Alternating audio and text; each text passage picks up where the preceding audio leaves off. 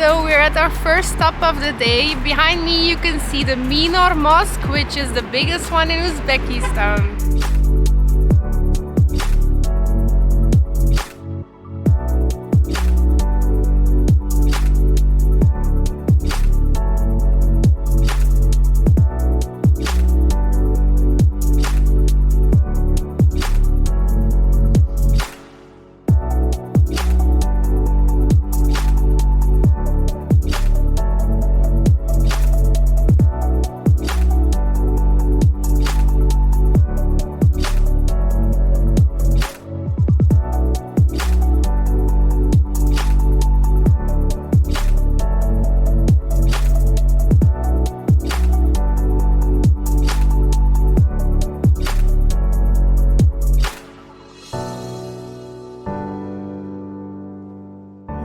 Moritz is very happy now because he has the whole place to himself without me because I can't enter.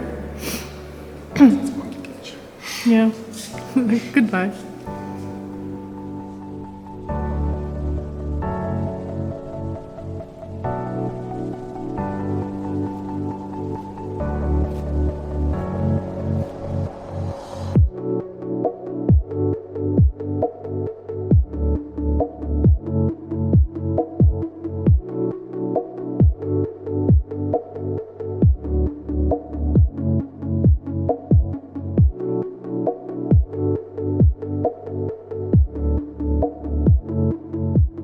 Super sad I couldn't go inside.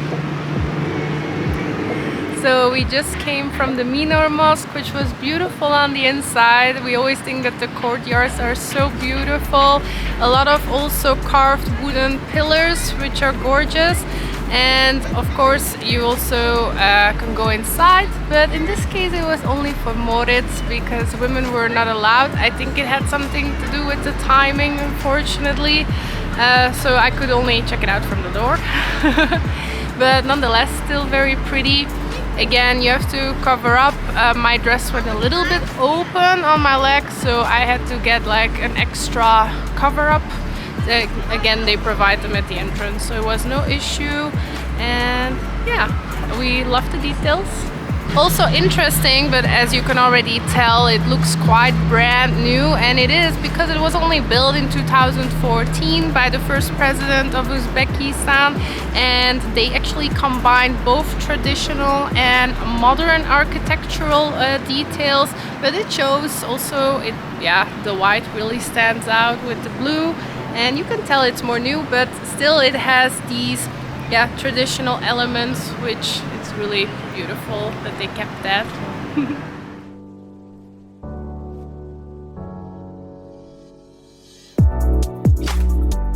We just exited the mosque and we saw a stand that was selling like pomegranate juice. You will see these all over town, and they press it from actual pomegranates. At first we thought because it's so concentrated that you have to like mix it with water or something, but it's to drink pure. And the guy even let us taste it first. It's so good.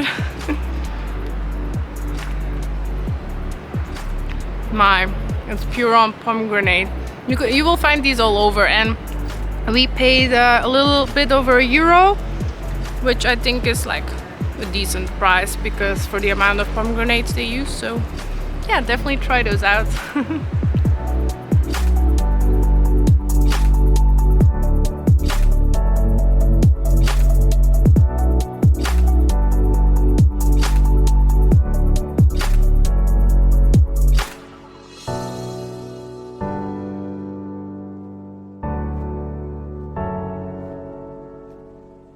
So after a humongous detour of over an hour, don't even ask us how we did that, we finally arrived in the Tashkent TV Tower. Here are our tickets.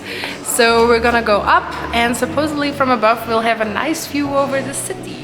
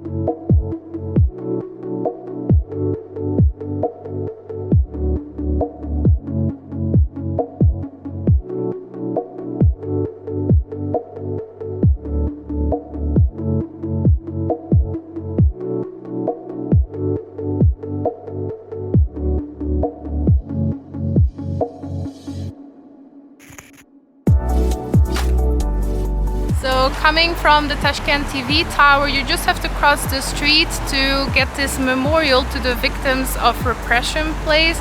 It's beautiful.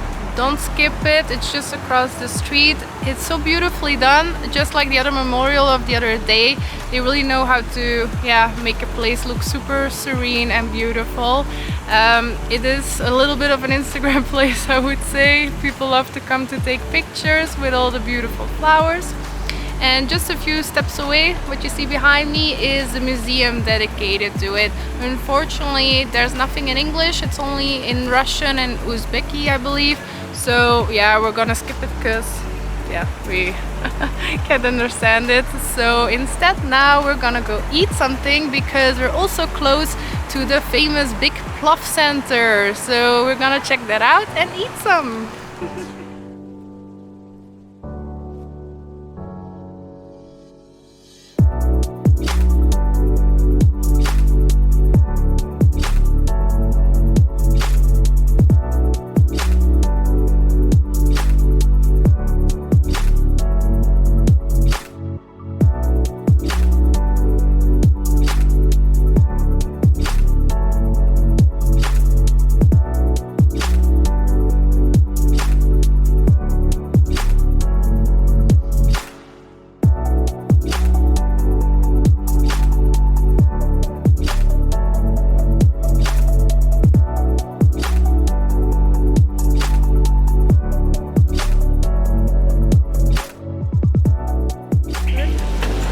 Yesterday was quite yummy, the one, yeah. Yeah.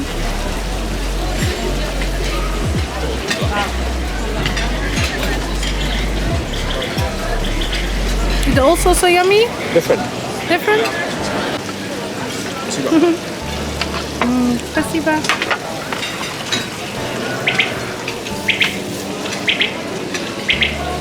It's with all kinds of things on there.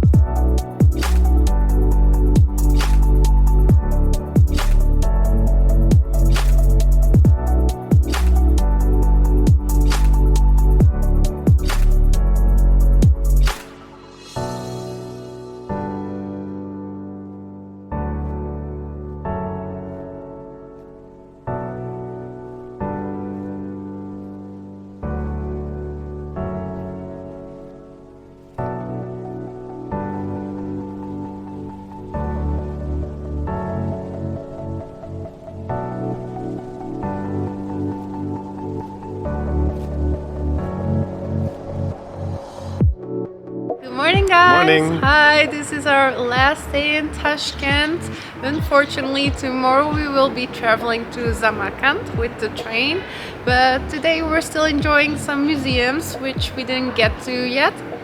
We already went this morning to the Museum of Applied Arts, which was just around the corner of our stay. It's not the biggest museum, but it's so beautiful. It's honestly one of the most little beautiful museums I've ever seen. So what can you see there? Upon arrival, the first room shows you all kinds of like handmade carpets or Suzanis. They're super colorful, really detailed. They love their pomegranate that you can see everywhere, like a little bit in there. Then also like beautiful textiles and hand-painted little paintings. Yeah, indeed. So we spent over an hour there, but you can just go through it in half an hour. Like Frederica said, it's not too big.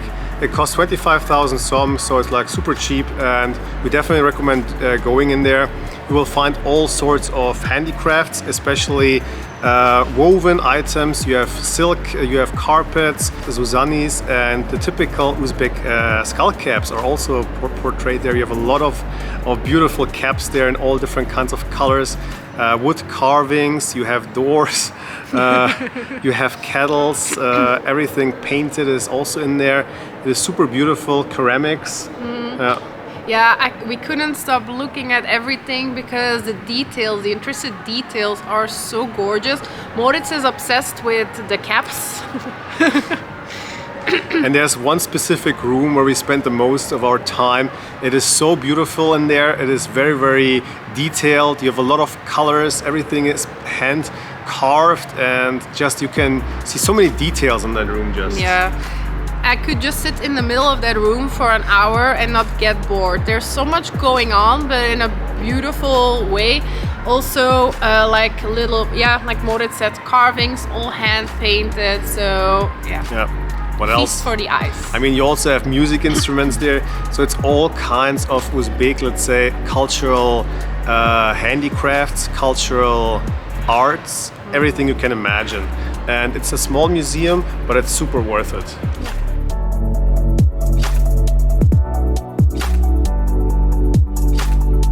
So now we are at the State Museum of Timurids, and we're super excited to learn more about Amir Timur and why he's so important to the Uzbek culture. Yeah, because if you look things up about Uzbekistan, all kinds of architectural buildings of importance, you will always see his name pop up.